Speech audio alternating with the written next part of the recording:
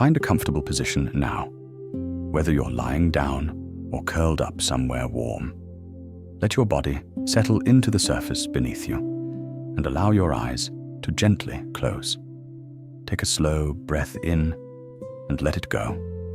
In and out. There's nowhere you need to be right now. Nothing you need to do. This moment belongs only to you. Let your shoulders soften. Feel the weight of the day beginning to lift from your jaw, from your hands, from the space behind your eyes. With each breath, you're drifting a little further from the noise of the world. Breathe in and breathe out. Imagine for a moment that the sky above you is deep and dark and full of stars. Ancient stars, older than any map or name, quietly watching over a world that has been turning for 10,000 years. You are safe here. You are held. And tonight, you are invited to travel. Welcome to Moonlit Dynasty, a collection of ancient stories from the heart of China. Tales of gods and heroes, of love and sacrifice, of the endless turning of the seasons. Stories that have been whispered for generations, carried by the wind across mountains and rivers, from the mouths of grandmothers to the ears of sleeping children. If these stories carry you gently to sleep, a subscription means the world to us and ensures the next story finds its way to you. Tonight, let one of those stories find you. Settle in, close your eyes, and let the old world carry you gently into the dark and into sleep.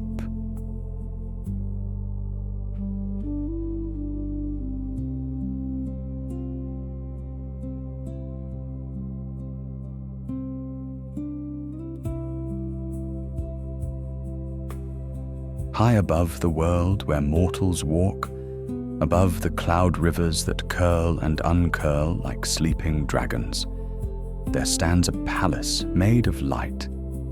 It has no walls in the way that mortal palaces do. Its corridors are made of mist that has been taught to hold a shape. Its floors are polished jade so smooth that the stars are reflected in them even at midday. Its roofs curve upward at their corners as though reaching gently for something just beyond their grasp.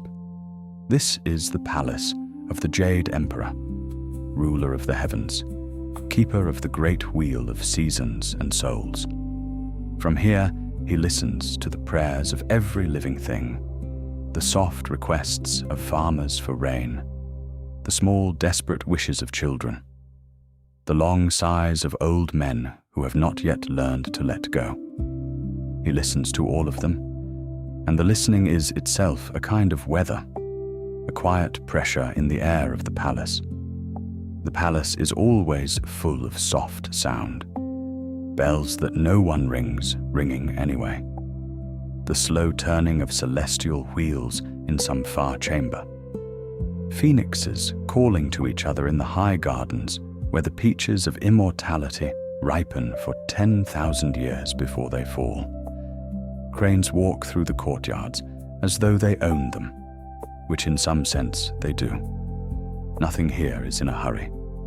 Nothing here ever has been.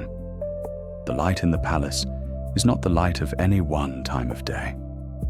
It is softer than morning, warmer than dusk, more patient than noon. It comes from no sun. It comes from the simple fact of heaven being heaven, a place where the rules of light have been gently set aside. In one of the inner courts, where pale wisteria hangs from beams of cinnabar wood, the immortals walk. Some carry scrolls, some carry instruments, some carry nothing at all and simply move slowly from one part of the garden to another because there is no reason not to. Their robes are the colors of dawn and twilight and the inside of seashells. Their voices, when they speak, are low and unhurried. Like water passing over stones, that have been smoothed by 10,000 years of patience. They do not age. They do not weary. They do not, for the most part, wonder about anything outside the palace, because the palace contains everything that an immortal could reasonably want. For the most part, far below, beyond the cloud floors of heaven, the mortal world turns. From the highest terraces of the palace, one can look down and see it. The slow curve of rivers, the dark patchwork of forests, the small lights of villages at night, the smaller lights of single lanterns carried by single travelers along single roads. From up here, mortal lives are like fireflies in a great dark field, brief, soft, and many. Most of the immortals do not look down. There is no need to. The palace has its own gardens, its own music, its own endless, gentle business. To look down is to feel a small, pulling thing in the chest, and the immortals long ago learned not to indulge it. But the palace is wide, and the terraces are many, and there is always someone, somewhere, who has wandered to the edge. Tonight, on the eastern terrace, where the cloud falls away in a soft white cliff, and the wind smells faintly of plum blossom and distance, a single figure stands. Her robes are white and pale jade. Her hair is long and dark, held by a single jade pin. Her hands rest lightly on the carved railing, and her eyes, her quiet, steady eyes, are turned downward toward the small turning world below. Her name is Yaoji. She is the younger sister of the Jade Emperor, and she has been standing on this terrace, looking down more and more often for a very long time.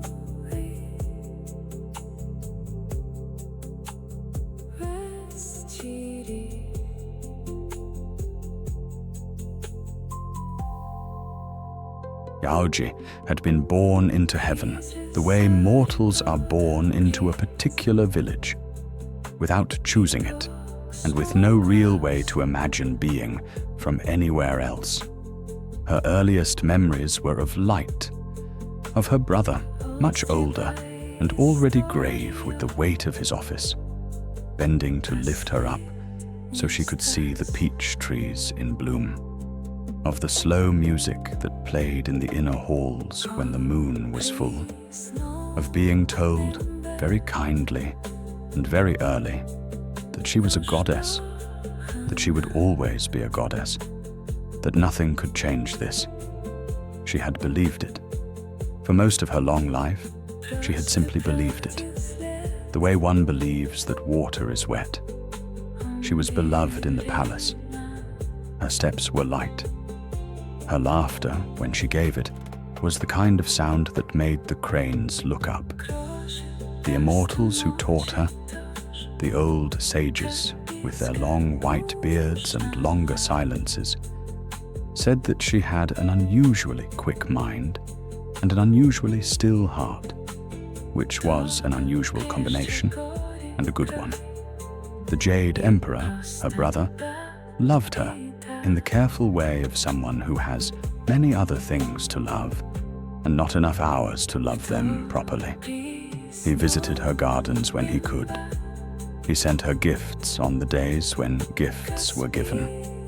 He noticed, in the way that older brothers notice without quite naming, that she was sometimes quiet now, in a way she had not been when she was small.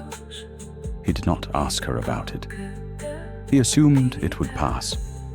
Most things in heaven eventually do. It did not pass. It had begun, Yaoji thought, with a single afternoon. She had been walking with her attendants along the southern wall, and the clouds had parted in a particular way, and she had looked down, and she had seen, for only a moment, a small road winding between two green hills, and a single ox cart on the road, and a single man walking beside the cart, his hand resting on the ox's flank, as though they were old friends. She had not been able to look away. Her attendants had moved on. She had stayed at the railing. She had watched the man and the ox until they disappeared around the curve of the hill. And then she had watched the road for a long time after, as though waiting for him to come back. He had not come back. The clouds had closed. The afternoon had ended. She had returned to the palace, and the music had played, and the peaches had ripened a little more, and nothing in heaven had changed. But something in her had. After that, she found herself drifting to the eastern terraces more and more often. She would stand at the railing in the soft, heavenly light and look down, and the small lives below would move through their small days, and she would watch them with an attention she had never given to anything else.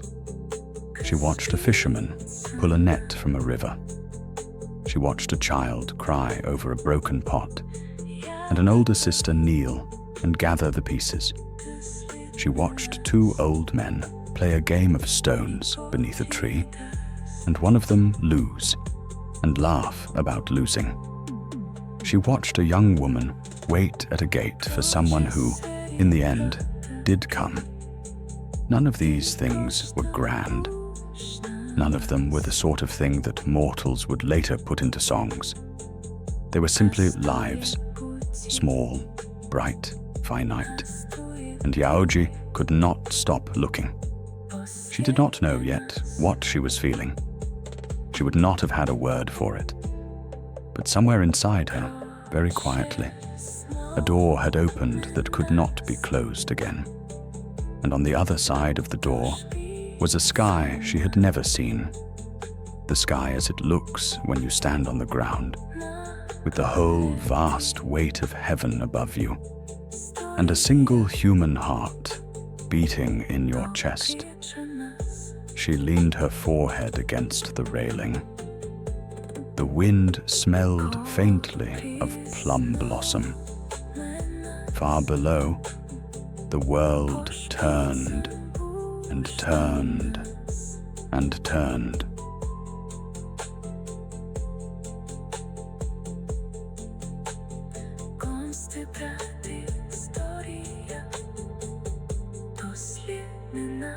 In the mortal world, in a small valley where two rivers met before becoming one, there lived a young man named Yang Jian. He was a scholar, though only barely.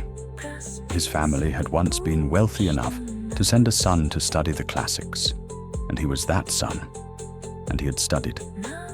He had read the old books by candlelight until his eyes ached.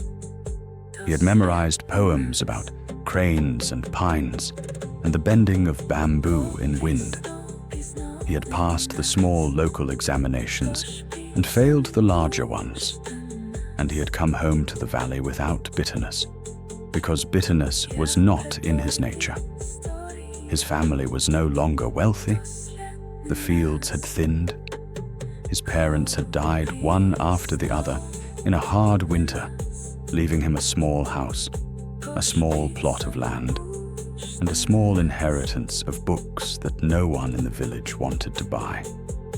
So he had become, by necessity, a farmer who read. He worked the land in the daylight and read the old poets at night. And he did not feel that he had failed at anything, because the rice still grew and the books still spoke. He was a tall young man, slender, with calm eyes and the slightly stooped shoulders of someone who has spent too many evenings bent over scrolls. His hands were strong but careful. He wore plain robes the color of river stone. He greeted his neighbors politely and helped them when they needed help. And he was generally considered in the village to be a good man, if a slightly lonely one. He did not know that he was lonely. He had simply not thought to be otherwise.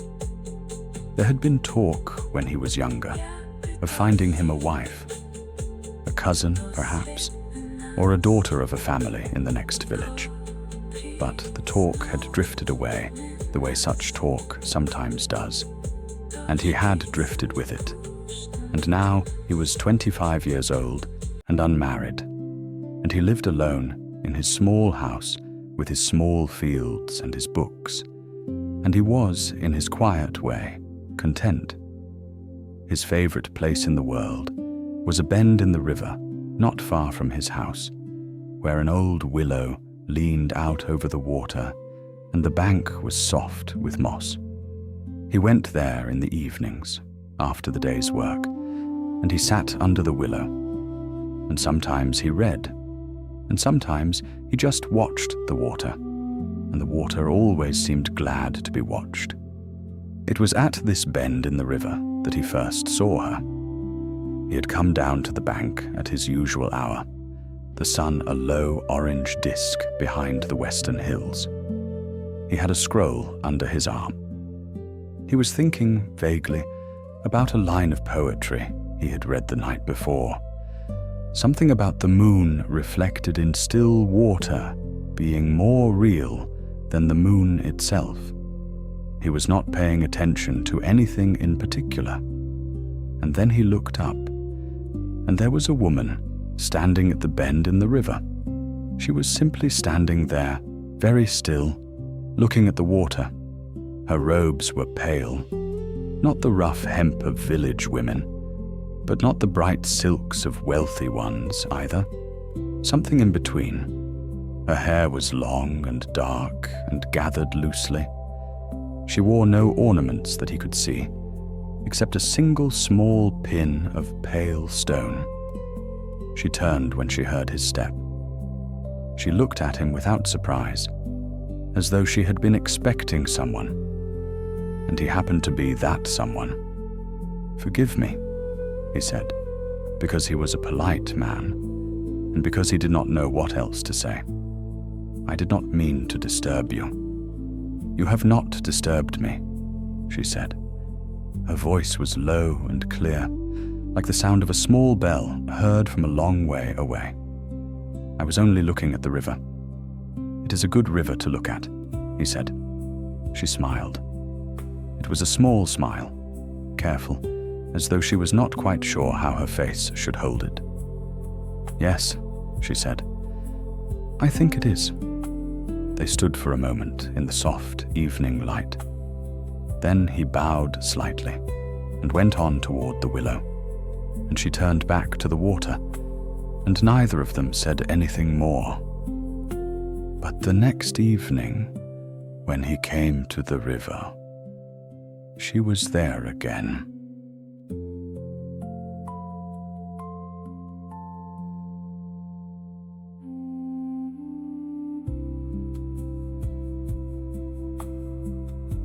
It became, without either of them deciding, a habit. He came in the evenings, after the day's work, with a scroll or without one. She was there, sometimes, standing by the willow or sitting on a flat stone near the water. They greeted each other. They spoke a little. They watched the river together. He did not ask her where she came from. He understood, in the way that polite men understand such things, that she did not wish to be asked. He assumed she was from one of the larger towns to the south. Perhaps a widow, perhaps a daughter from a fallen family, perhaps simply a traveler resting in the valley for a while. The details did not seem important.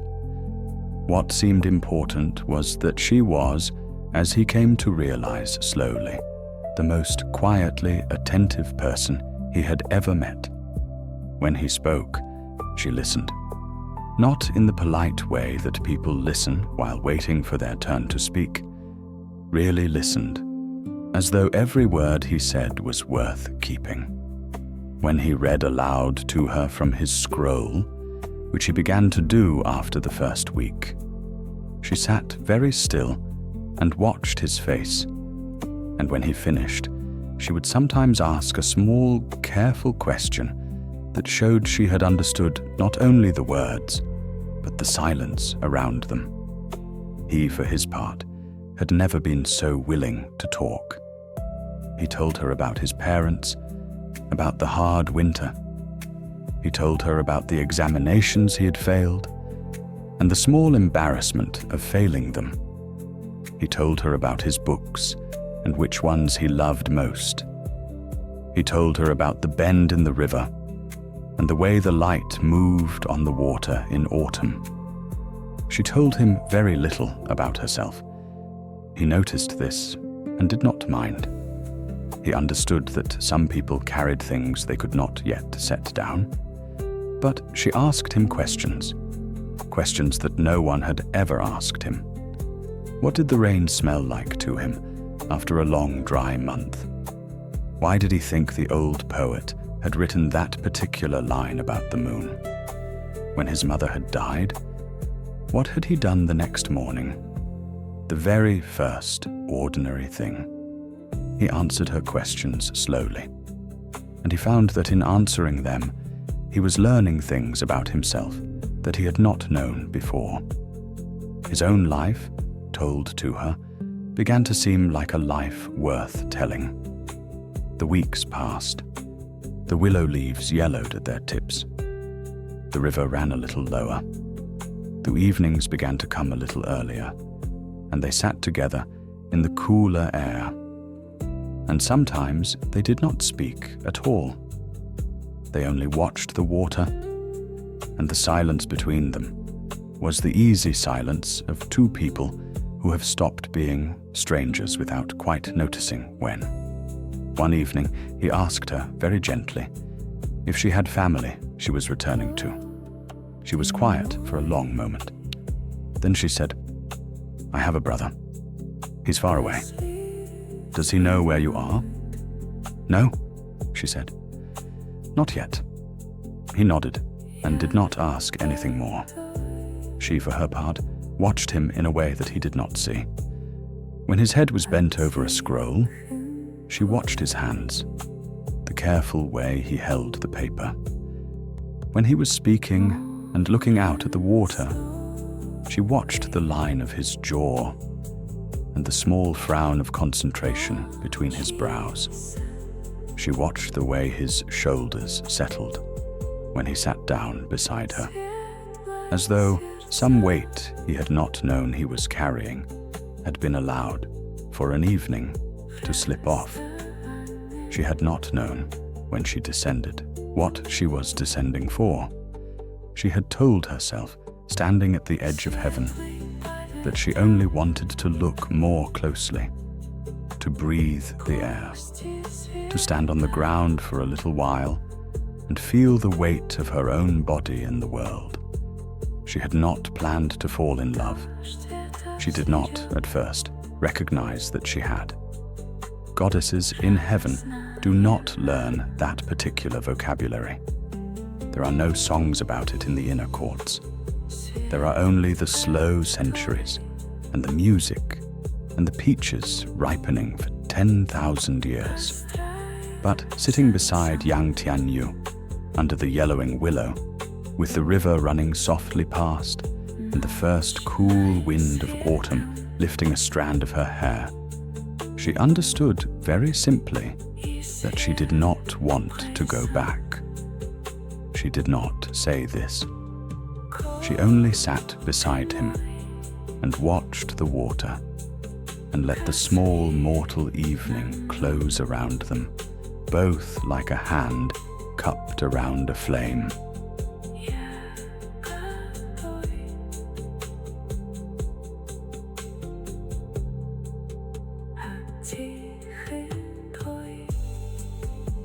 They were married in the simplest possible way. There was no procession. There were no red lanterns hung from the eaves. There were no relatives who had to be informed, no fortune tellers consulted, no astrologers asked to find the auspicious day. There was only a small ceremony at dawn in the courtyard of Yang Jian's small house, with a single elderly neighbor as witness, and a bowl of rice wine shared between them, and the morning sun rising slowly over the eastern hills. Yaoji had told him, by then, only what was necessary.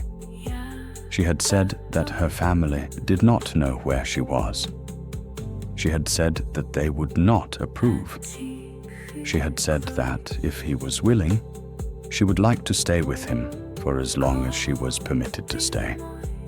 He had heard the word permitted, and had not asked her about it, because by then he had decided that he loved her, and he understood that love sometimes requires not asking. They moved, soon after, to a slightly larger house at the foot of the mountains, where the land was cheaper and the views were good. The house had 3 small rooms, and a small courtyard, and a small garden where she planted herbs and a single plum tree. It had a roof that needed mending in places, and he mended it himself. It had a door that stuck in damp weather, and they laughed about it together, gently, as people do who are happy. She learned to do the things that mortal women did. She learned to cook rice over a fire that did not always behave. She learned to mend cloth and to draw water from the well, and to grind grain in the small stone mill. She was clumsy at first, in the careful way of someone who has never had to do these things. But she learned quickly, and she did not complain. And Yang Jian watched her with a quiet, wondering look, and never asked where she had come from, that she did not know how to grind grain. He understood by then that she was not what she seemed. He had begun to notice small things, the way wounds healed on her hands too quickly, the way certain birds came down to her when she walked in the garden, and waited and listened, the way the plum tree, which she had planted only in spring, flowered impossibly out of season 1 autumn evening, when she had been quiet all day, with some sadness he could not name. He did not ask her about any of it. He had decided very early that whatever she was his wife, and that was the only fact he needed. Their son was born in the spring of the 2nd year. The midwife from the village came up the mountain road in the early morning, and by midday the boy was lying in Yaoji's arms, very small and very quiet, with dark hair already on his head and dark eyes already open. He did not cry the way most newborns cried. He looked instead, with a steady gravity, at his mother, and then at his father, and then at the rafters above his head, as though taking careful note of where he had arrived. They named him Yang Jian. His face was ordinary. That was the first thing both of them noticed, and it was, in its way, a relief. He looked like a mortal child, like his father mostly, with something of his mother in the shape of the eyes. Whatever celestial inheritance he carried, it did not show on his small new face. But he was still in a way that other babies were not. He could lie awake for long stretches without fussing, simply watching the light move across the ceiling. He cried only when he had a reason to. He listened to things, to the rain on the roof, to the wind in the plum tree, to his mother singing softly while she worked, with an attention that, in someone older, would have seemed almost like meditation. "He is an old soul," the village midwife said, holding him on her 2nd visit. "I have seen many babies. He is an old soul." Yaoji only smiled and did not answer, and took her son back into her arms. A daughter came 2 years later, smaller and brighter, and more given to laughter, and for a time the small house at the foot of the mountains held a complete and quiet kind of happiness. The plum tree flowered every spring. The rice grew. The children grew. Yang Jian read aloud in the evenings, while Yaoji sewed by the lamp. There was nothing in their lives that anyone would have written down in any book. It was, perhaps, the most beautiful thing that had ever happened to either of them.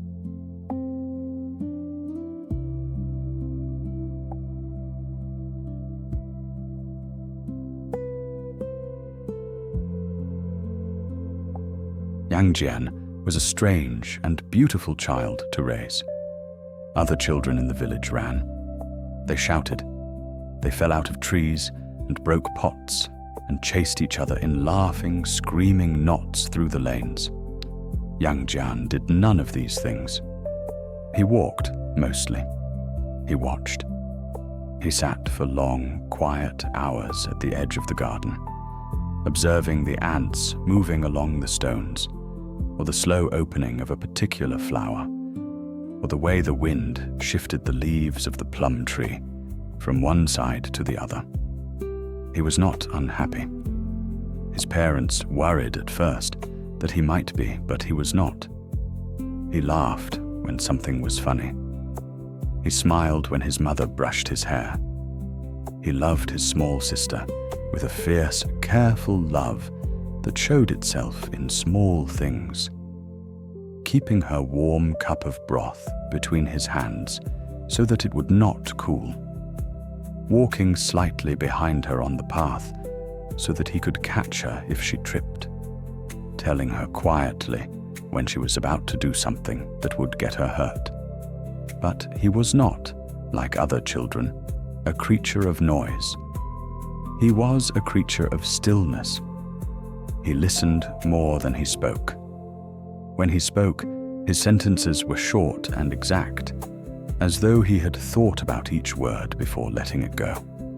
Yaoji watched him with a tenderness that sometimes shaded into something else, something heavier, that she did not let him see. She knew, though she had told no one, what he was. He was the child of a goddess and a mortal man, a creature for whom no proper place existed in either world. The old laws did not bend for such children. The histories of heaven, when she had been allowed to read them, contained warnings about exactly this. Gods who had loved mortals, children who had been born wrong-shaped between two orders of being. The stories had always ended badly. She had read them as a girl, without quite understanding them. She understood them now. But Yang Jian, looking up at her with his calm, dark eyes, was simply her son. Whatever the old laws said, he was a small, warm weight in her arms, and he loved her with the absolute, uncomplicated love of a child who has never had any reason to doubt his mother. She held him, and she sang to him, and she taught him the names of the herbs in the garden. And she did not allow herself, most of the time, to think about what was coming. Yang Jian knew also. He had known, in his quiet way, for a long time. He had never asked Yaoji to confirm it, because confirming it would have made it real in a way that not confirming it had spared them both. But he watched his son, too. He saw the stillness. He saw the way the boy could sit by the river for hours and not be bored. He saw sometimes, when Yang Jian was very small, a strange, brief brightness at the center of the boy's forehead, like a coin of light, that came and went so quickly that he could never be sure he had seen it. He did not mention it. He simply loved his son, and he loved his daughter, and he loved his strange, unaccountably beautiful wife, and he tried not to think about the future. There was a season, perhaps 2 years, perhaps 3, when nothing in particular happened. This is the thing about happy families. Nothing in particular happens, and the not happening is the happiness. The children grew. The plum tree flowered and unflowered. Yang Jian's small fields did neither well nor badly. Yaoji baked bread and learned to laugh at her own occasional disasters with the fire. In the evenings, she would carry Yang Jian on her hip out to the courtyard and point up at the stars and tell him their names. And he would listen with his serious, small face turned upward, and she would feel, looking at him, a love so large that she did not know where in her body to put it. She told him once, very quietly, while he was almost asleep against her shoulder, "Whatever happens, my son, you will never be alone. Do you hear me? You will never be alone." He did not answer. He was asleep already, or nearly so, but his small hand tightened a little on her sleeve, and she felt it, and she sat with him in the dark for a long time without moving. Above them, very far above them, in a palace where the cranes still walked through the courtyards, and the peaches still ripened on their long, slow trees, something had begun to stir.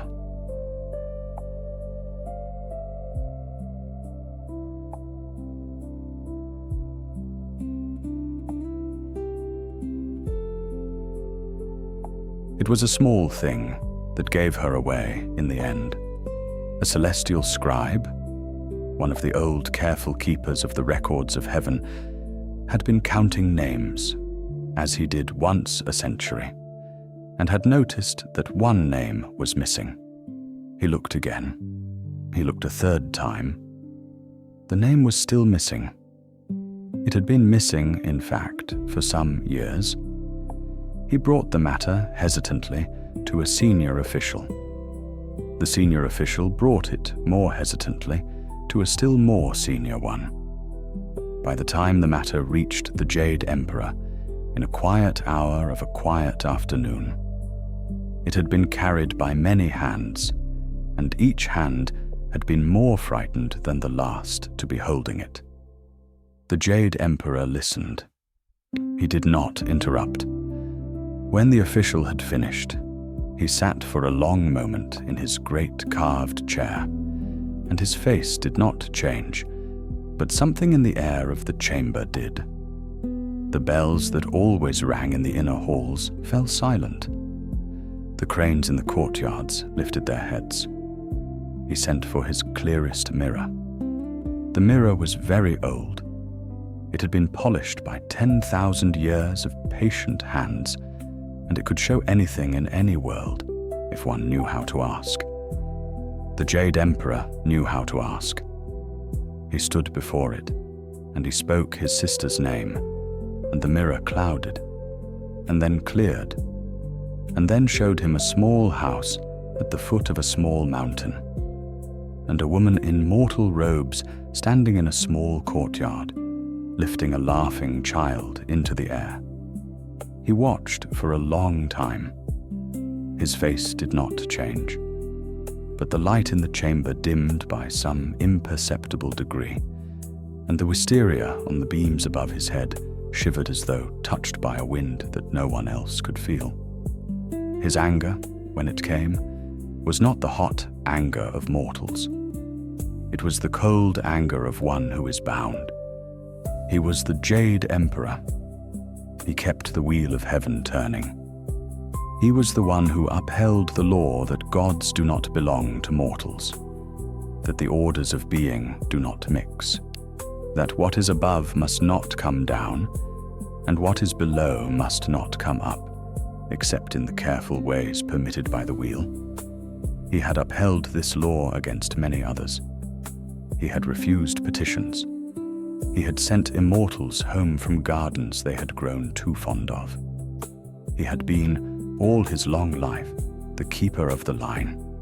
And his sister, his small sister, whom he had carried on his shoulder, whom he had taught the names of the peach trees, had crossed it. He did not weep. The Jade Emperor does not weep. But he stood before the mirror for a long while, and when at last he turned away, his hands were colder than they had been. And the chamber was colder, and the law was the law. He summoned the celestial soldiers. They came in their hundreds, in their thousands, figures of pale fire and burnished bronze, with helmets the color of old moons and spears that sang very faintly in the air. They stood in the great courtyard, and they waited for his word. He gave it. In the mortal world, the sky changed first. Yaoji felt it before she saw it. She had been kneading dough on the small wooden table in the kitchen, and Yang Jian had been sitting near the door watching her, and his sister had been napping in the inner room. The light through the paper windows had shifted, very slightly, in a way that no mortal would have noticed.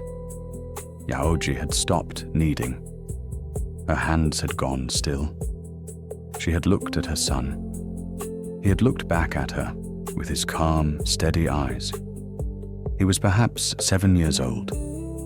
He had not yet learned, in any way he could have named, what was about to happen.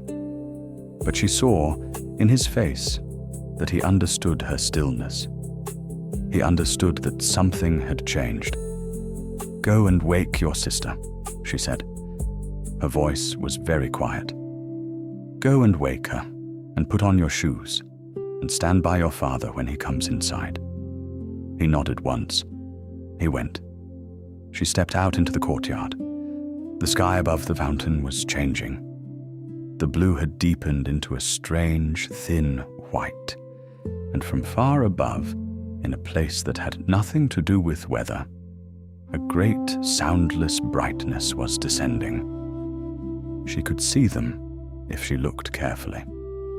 The long-ordered ranks of celestial soldiers coming down through the clouds in their hundreds, with the careful patience of an army that has been given a task it knows how to complete. She did not run. There was nowhere to run. She had known in some part of herself that this day would come, and now it had come, and she let it. She turned back toward the house.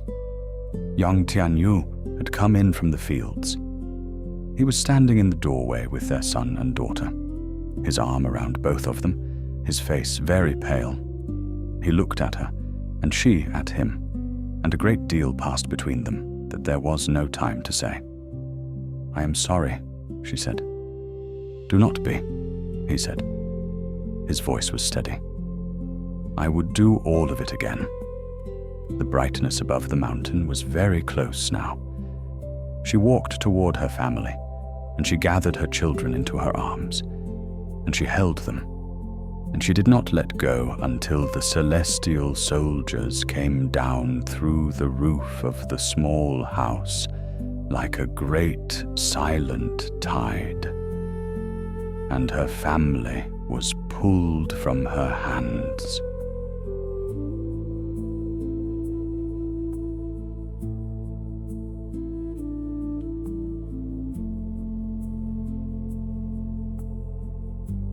She was brought before her brother in the great audience hall. The hall had not changed. The bells still rang faintly in the inner chambers. The wisteria still hung from the cinnabar beams. The light was still the soft, uncountable light of heaven. Everything was as she remembered it. And that was perhaps the cruelest thing, that her life below had been so complete, and the place that had once been her home had not noticed her absence at all. She walked the long jade floor toward the throne. Her wrists were not bound. There was no need. She walked of her own will, with her head lifted, because she was still a goddess, and she would not be brought to her brother on her knees. The Jade Emperor sat in his great carved chair. He watched her come. She stopped before him. She bowed, because the law required it, and because he was her brother, and she still loved him, in a complicated and aching way that she did not wish to examine. "Sister," he said, "Brother," she said. There was a long silence. The hall was full of officials, of immortals, of the long, careful witnesses of heaven, and none of them spoke. "You know what you have done," he said at last. "I know. You know what the law requires." "I know." He was quiet for a moment. When he spoke again, his voice was not loud, but it carried to every corner of the hall. "Then you know that I cannot spare you. If I spared you, the law would mean nothing. If the law meant nothing, the wheel would stop turning. If the wheel stopped, everything beneath us would unmake itself. You have studied the histories. You know this." "I know it," she said. Her voice was steady. "I do not ask you to spare me." His face did something she could not read. "What do you ask?" he said. She lifted her eyes to his. "That my children be allowed to live," she said. "They have done nothing. They did not choose their birth. Punish me as the law requires, but let them go on." He looked at her for a long moment. "They will live," he said at last. "I give you my word. I will not lift my hand against them." She closed her eyes briefly. "Thank you." "And the mortal man?" he said. She did not answer at once. When she did, her voice was very quiet. "He has done no wrong either. He did not know what I was. He will be taken from this place," her brother said. "He will not be killed, but he will not return to you. You understand?" "I understand." He rose. "Yaoji," he said. He used her name. "I am sorry. I am the keeper of the wheel. I cannot be only your brother. I have tried for a very long time to be both. Tonight I cannot." "I know," she said. "I have always known." He gave the order then. His voice was gentle. The words were not.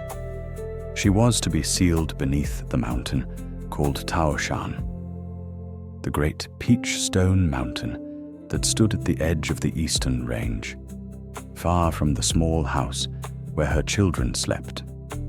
She was to be placed within the heart of it, and the stone was to close over her, and she was to remain there until the wheel of heaven turned in some far age that no one in the hall could imagine. She would not die. Goddesses do not die. She would only be held. They took her to the mountain. She walked, again, of her own will. The celestial soldiers walked behind her at a respectful distance. The sky above the Peach Mountain was very clear. It was late afternoon. The light came down in long, slow shafts through the air.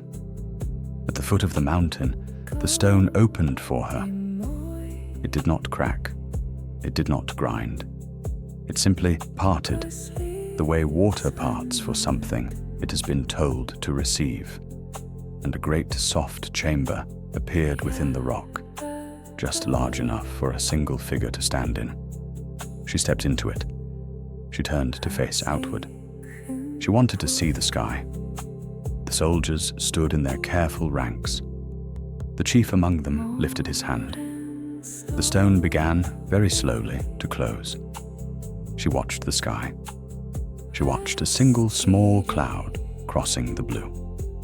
She watched a bird, some small mortal bird, a sparrow perhaps, pass briefly across the gap and disappear. She thought of her son. She thought of his calm, small face turned up toward her in the courtyard, his hand tightening on her sleeve as he fell asleep. "You will never be alone," she had said to him. She had not known, when she said it, how much it would cost her to keep that promise. But she would keep it. From inside the stone, she would keep it. The stone closed. The last thing she saw was sky.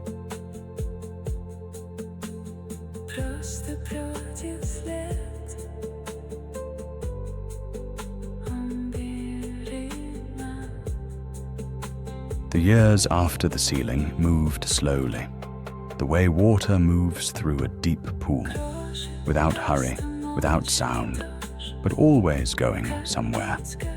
Yang Jian grew. He was raised in part by his mother's celestial sisters.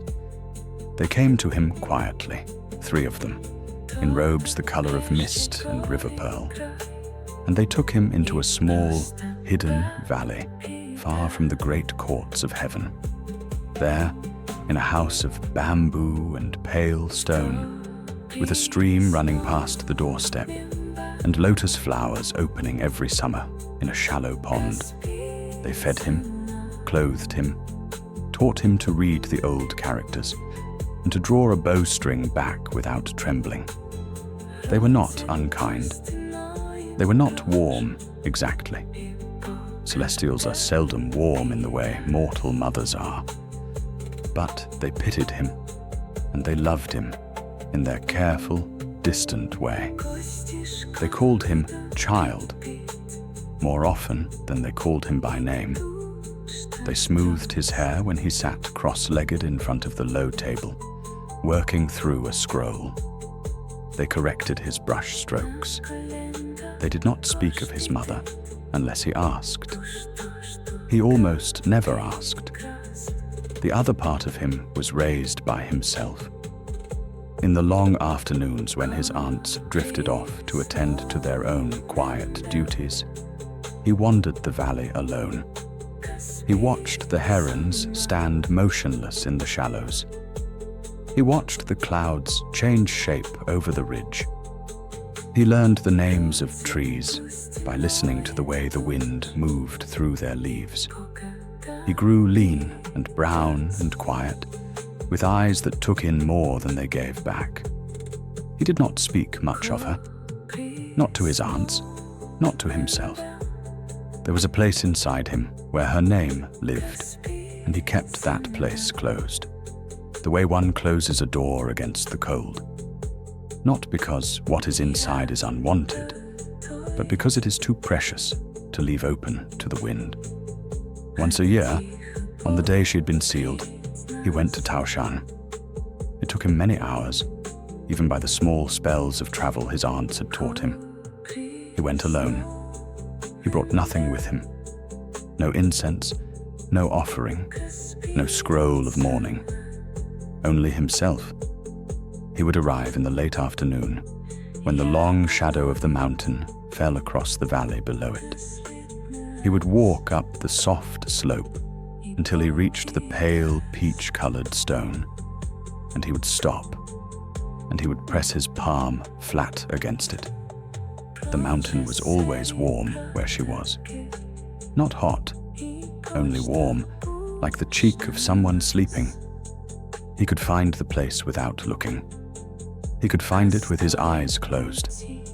The rest of the mountain was cool and indifferent stone, but that one patch, no larger than the span of his hand, held a living warmth that had not faded in any of the years he had been coming. He would stand there a long time. He would not speak. He had nothing to say that the warmth did not already know. He knew she could feel him. He knew the way one knows the sun is behind a cloud, by the soft pressure of light against the skin. He felt, sometimes, the faintest answering pulse beneath his palm, as if a heart were beating very slowly inside the stone, in time with his own. When the sun touched the western ridge, he would lift his hand, bow once, and go. He was learning patience.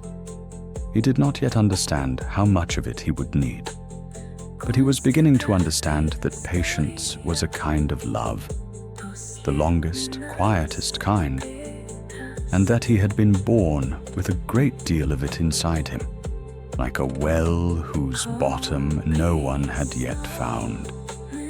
The mountain waited. He waited.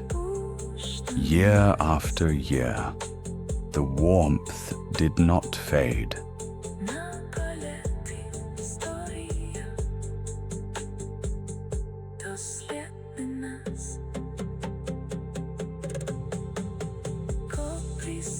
he became a young man, without anyone quite noticing when it happened.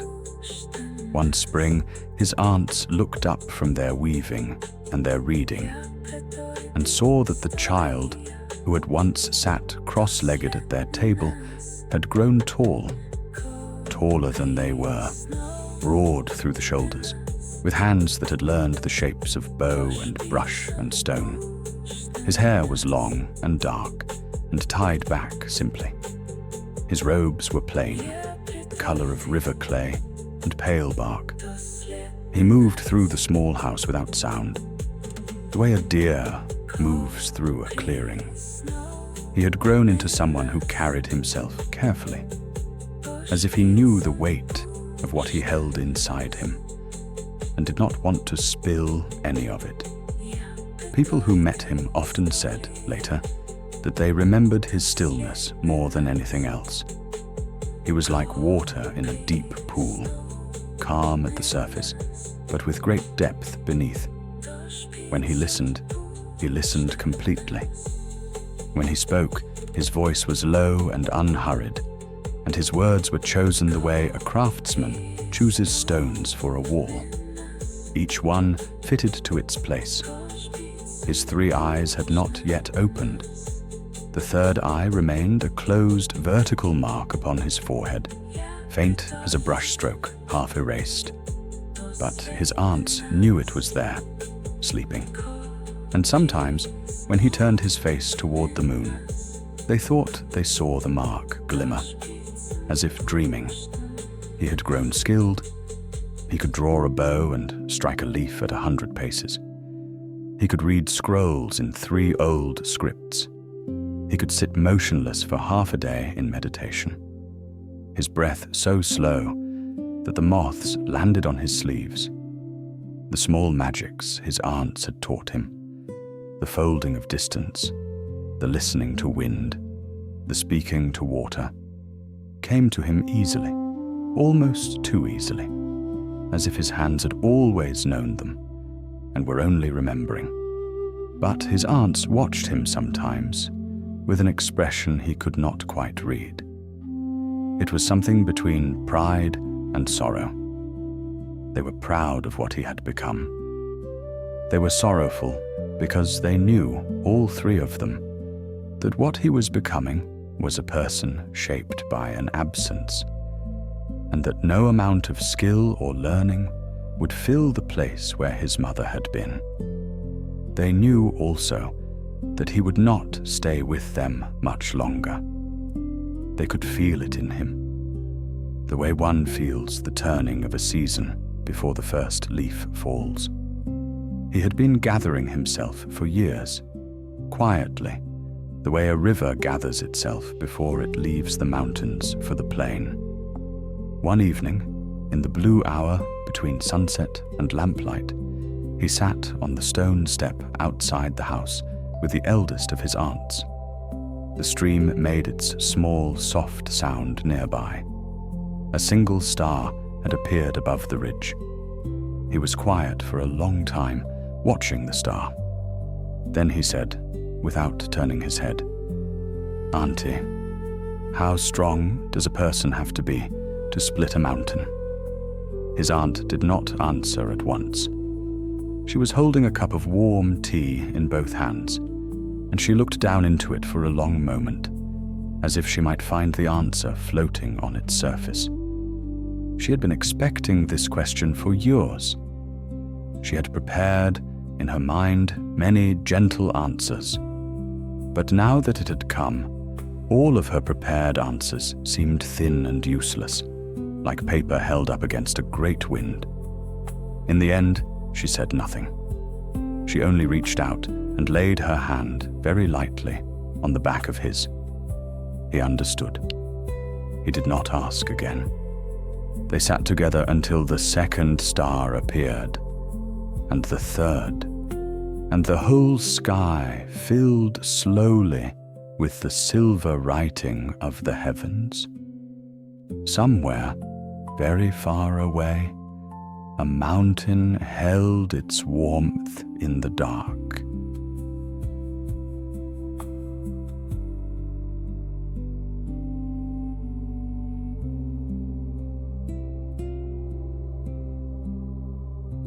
He set out in the early autumn, on a morning when the mist lay long and white in the valley, and the maples on the upper slopes had just begun to turn. His aunts walked with him to the edge of the small wood that marked the boundary of the hidden valley.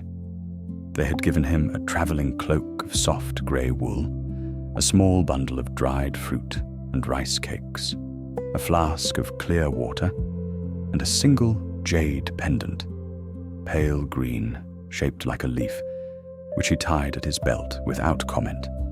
The eldest aunt touched his sleeve once and said, "Go carefully, child." The youngest could not speak at all. The middle one only bowed her head.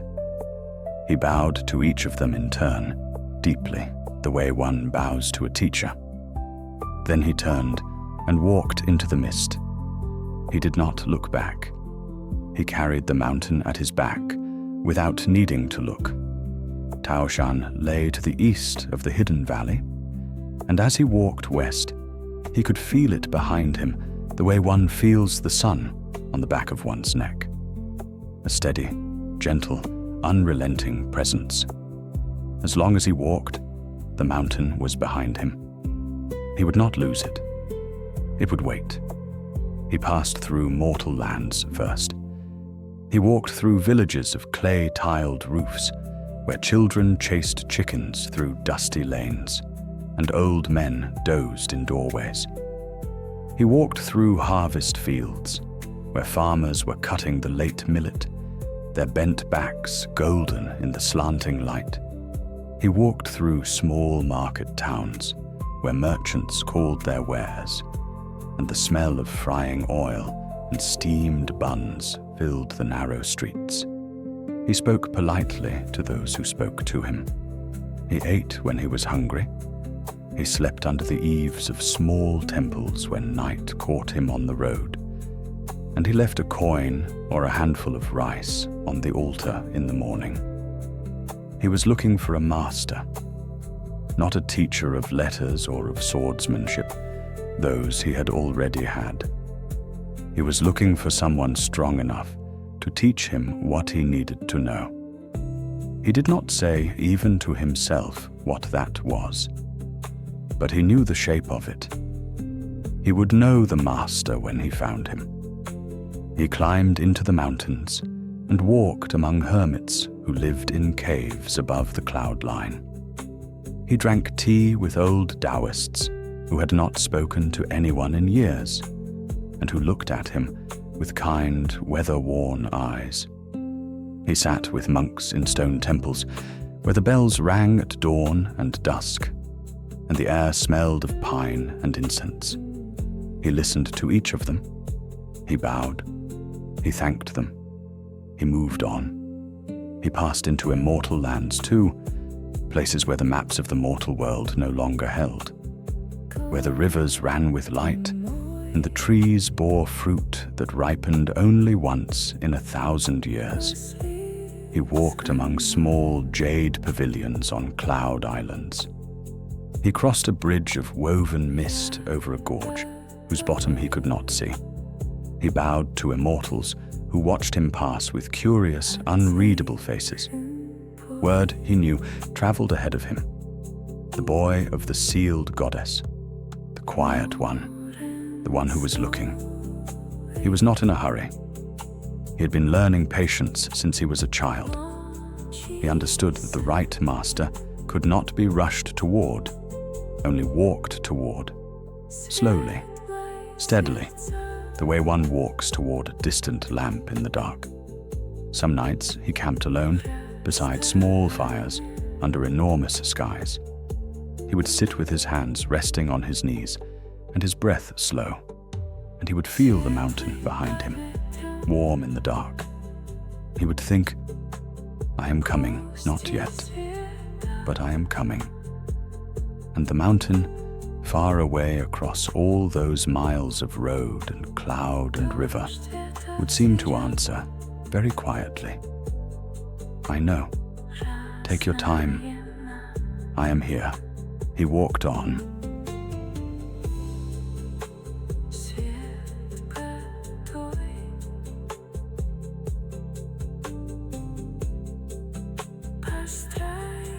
He walked a long time before he found the place. The border between the mortal and immortal worlds is not a line one can draw on a map. It is more like a slow change in the air, the way the light shifts when a cloud passes over the sun. Yang Jian felt it in his breath first, and then in his footsteps. The road beneath him grew softer. The trees grew older. The sounds of human life, distant bells, dogs barking in far villages, faded behind him like a song ending. He came at last to a high, quiet place where a narrow path wound up between two great rocks and opened onto a small plateau. There was a stream there, no wider than a man's arm, running over smooth, pale stones. There were a few old pines, whose roots had grown around the rocks like patient fingers. There was a cave in the side of the cliff, its mouth darkened by years of smoke, with a single faint thread of pale grey rising from it into the still air. And there, seated on a flat stone outside the cave, was an old man in simple grey robes. He was small and thin, with a long white beard and long white eyebrows that almost hid his eyes. He had been watching Yang Jian's approach for a long time. Yang Jian could feel it. From a great distance, the old man had been watching, the way a heron watches a fish move toward it through still water, without hurry, without need. This was Yuquan Zhenren, the immortal of the Jade Spring. Yang Jian knew it the moment he saw him, the way one knows one's own name. He stopped at the edge of the plateau and bowed low. The old man's eyes, bright and dark within all that white hair, looked at him kindly. "I wondered," said Yuquan Zhenren, "when you would come." Yang Jian straightened. He met the old immortal's eyes. His voice was quiet and steady, the voice of still water. "I am ready to learn," he said. The old man considered him for a long moment. There was no impatience in him, and no judgment, only a clear, calm seeing, as if he were looking through Yang Jian to the long road behind him, and the small hidden valley, and the mountain warm beneath his hand. "You are not yet ready," he said at last. His voice was gentle. "But you will be." He did not say it as a refusal. He said it as a promise. Then he gestured, with one thin hand, to a place by the small fire that burned just inside the mouth of the cave. Yang Jian crossed the plateau slowly. He took off his traveling cloak and folded it. He set down his bundle. He sat where the old immortal had pointed, cross-legged on a flat stone close to the fire, and he placed his hands on his knees, the way he had sat alone beside many fires on many nights along the road. The fire was small and orange and steady. It made a soft, breathing sound, the way small fires do. The smoke rose straight up in the still air and disappeared into the darkness above the cave's mouth. The old immortal did not speak again that evening. He only sat across from Yang Jian and watched the fire, and Yang Jian watched it with him. There was no need for anything more. They had a long time ahead of them. They both knew it. Outside the cave, the sky deepened slowly into night. The stars came out one by one, first one, then three, then the whole quiet writing of the heavens, turning slowly above the high plateau. Far away, across mountains and rivers and cloud borders, Taoshan stood in its valley. Its pale peach stone cooled in the night air. But in one small place on its eastern slope, no larger than the span of a young man's palm, the stone remained warm, quiet, patient, unchanged. The mountain waited in the dark, and Yang Jian sat by the fire, his breathing slow, his hands resting on his knees, the long road behind him for now. Somewhere inside him, very far down, the patience he had been gathering since he was a child settled itself like water, finding its level. The fire crackled softly.